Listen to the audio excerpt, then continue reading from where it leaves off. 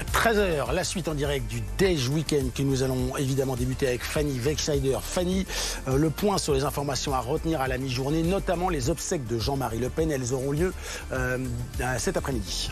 Oui, elles auront lieu à 14h30, une cérémonie qui va s'effectuer dans l'intimité, église et inhumation, en petit comité familial, mais aussi sous haute surveillance policière. Anne-Sophie Varmont, on vous retrouve sur place pour BFM TV. Les obsèques, donc, sous haute surveillance, je le disais, de la police. C'est un événement qui sera particulièrement scruté.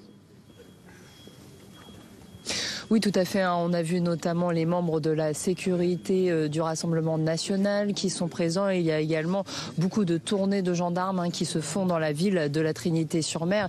Et vous l'avez dit, quand même, l'envie de la famille, c'est que cela se passe dans la plus stricte intimité. Tout cela va se passer en l'église Saint-Joseph. C'est l'église qui se trouve juste à côté de la maison familiale des Le Pen. C'est là qu'aura lieu la cérémonie religieuse.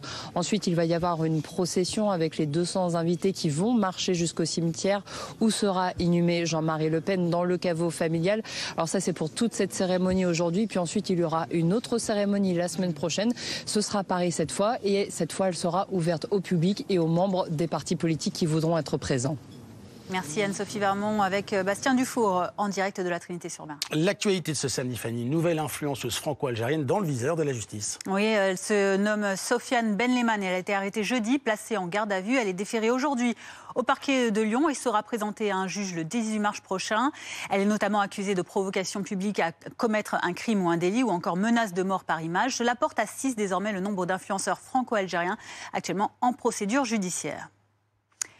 Le jeune garçon qui est décédé quelques heures après avoir été grièvement blessé à Évreux. Voilà ici les circonstances toujours troubles de ce drame qui reste à éclaircir, mais on sait qu'il a été victime d'un coup de couteau après une altercation dans le quartier de la Madeleine, de source du procureur.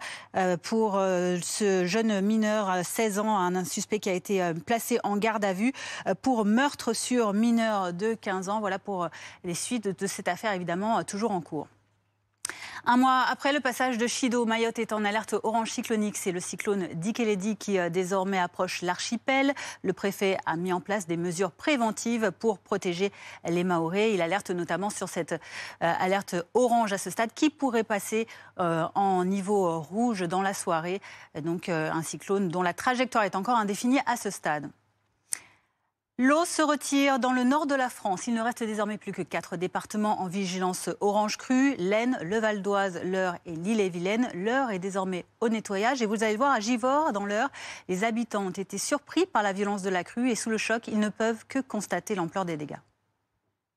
En 1 heure de temps, on n'a pas eu le temps de réagir. Tout ça, c'était dans l'eau, quoi. On a le lave-linge, le sèche-linge, tout ça, je ne sais pas ce que ça va faire. Comme vous voyez par terre, c'est pas tellement joli, parce que s'il y avait que de l'eau, ça irait, mais il y a de la boue. Alors bon, ça pose un problème, quoi. Je ne pensais pas que ça serait aussi soudain. Ils sont passés, la police municipale, pour nous avertir qu'il y aurait une crue. Donc, ce qui était sur le sol, on l'avait monté à hauteur. Et puis les appareils, on avait déjà prévu, s'il y avait une crue, on les avait surélevés.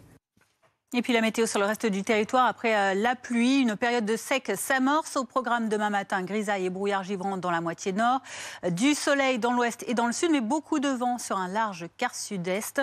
Les températures matinales seront froides, -3 à Nancy, -2 à Rouen et à Toulouse, +1 seulement à Paris, 4 degrés à Marseille ou encore 7 à Bastia. Merci beaucoup Fanny. On vous retrouve à 14h pour les dernières informations, évidemment.